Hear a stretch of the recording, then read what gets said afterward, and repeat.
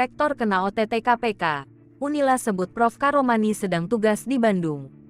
Universitas Lampung Unila menegaskan Rektor Prof Karomani tidak berada di Lampung ketika KPK melakukan operasi tangkap tangan OTT.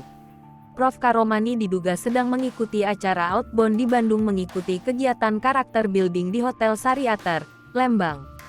Kegiatan tersebut juga diikuti oleh para wakil rektor dan tim indikator kinerja utama IKU dan Perguruan Tinggi Negeri Badan Hukum PTNBH selama 4 hari sejak 17 sampai 20 Agustus tahun 2022.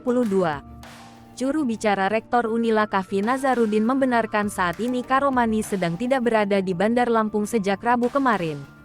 Namun Kavi mengatakan belum mengetahui kebenaran penangkapan Karomani oleh KPK tersebut.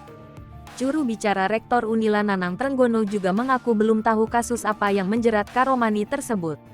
Pantauan Kompas.com di Gedung Rektorat Unila pada Sabtu tanggal 20 Agustus tahun 2022 kondisi Gedung Rektorat itu tampak sepi.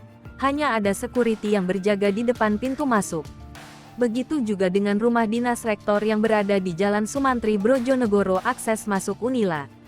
Security rumah dinas Rektor MED mengatakan tidak aktivitas apapun di rumah dinas tersebut pada Jumat malam hingga Sabtu dini hari.